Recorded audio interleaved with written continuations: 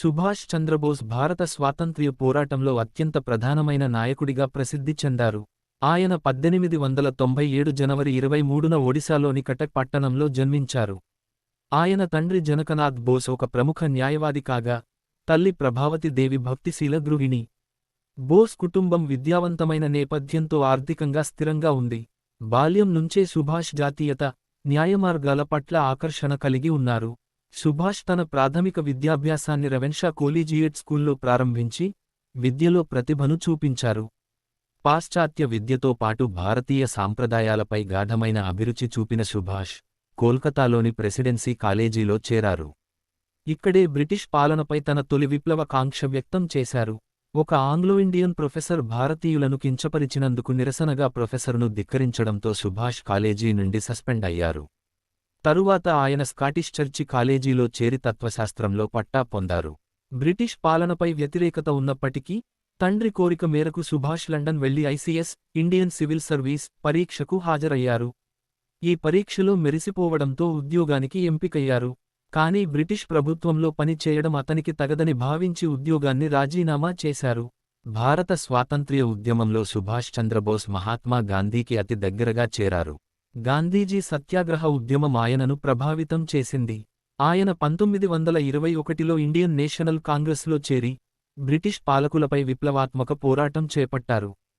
1938లో హరిపుర సర్వసభ్య సమావేశంలో కాంగ్రెస్ అధ్యక్షుడిగా ఎన్నికయ్యారు. 1939లో ఆయన తిరిగి అధ్యక్షుడిగా ఎన్నికైనప్పటికీ, మహాత్మా గాంధీ మరియు ఇతర కాంగ్రెస్ నాయకుల మధ్య విభేదాలు తలెత్తాయి.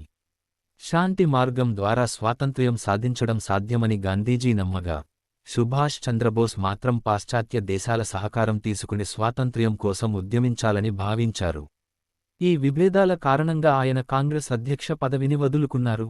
కాంగ్రెస్ పార్టీని విడిచి 1939లో సుభాష్ చంద్రబోస్ ఫార్వర్డ్ బ్లాక్ అనే కొత్త పార్టీని స్థాపించారు. ఈ పార్టీ లక్ష్యం పూర్తి స్వాతంత్ర్యాన్ని సాధించడం, బ్రిటిష్ పాలనపై తీవ్రమైన పోరాటం చేయడం ఆయన ధ్యేయం. ఆయన భావజాలం యువతను గాఢంగా ఆకట్టుకుంది. 1941లో సుభాష్ చంద్రబోస్, బ్రిటిష్ ఇంటెలిజెన్స్ నుంచి తప్పించుకుని జర్మనీకి వెళ్లారు. జర్మనీలో హిట్లర్తో సమావేశమై భారత స్వాతంత్ర్యం కోసం సహాయం కోరారు. జపాన్ సహకారంతో 1942లో Azad Hind Fauj, Indian National Army ని స్థాపించారు. ఈ సైన్యం బ్రిటిష్ పాలనకు వ్యతిరేకంగా సాయుధ పోరాటం చేపట్టింది. ఆజాద్ హింద్ ఫౌజ్ నాయకత్వంలో ఆయన చలో దిల్లీ పిలుపునిచ్చారు. ఆయన నాయకత్వంలో ఈ సైన్యం అండమాన్ నికోబార్ దీవులను స్వతంత్ర భారతదేశం అన్న ప్రకటన చేసింది. 1945 ఆగస్టు 18న తైవాన్లో సుభాష్ చంద్రబోస్ ప్రయాణిస్తున్న విమానం ప్రమాదానికి గురై ఆయన మరణించారని చెప్పబడింది. అయితే, ఆయన మరణంపై అనేక వాదనలు ఉన్నాయి. కొంతమంది బోస్ జీవించి ఉన్నారని, మరికొంతమంది ఆయన మరణం ఒక కుట్ర అని విశ్వసిస్తున్నారు.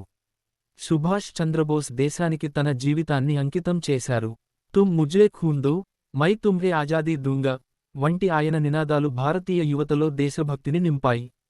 భారత స్వాతంత్ర్య పోరాటంలో ఆయన సైనిక విధానాలు, నాయకత్వం దేశ చరిత్రలో చిరస్మరణీయంగా నిలిచిపోయాయి. సుభాష్ చంద్రబోస్ జీవిత చరిత్ర భారతీయులందరికీ స్ఫూర్తి. ఆయన త్యాగం, పోరాటం భారత స్వాతంత్ర్య చరిత్రలో ఒక వెలుగు దివ్వె.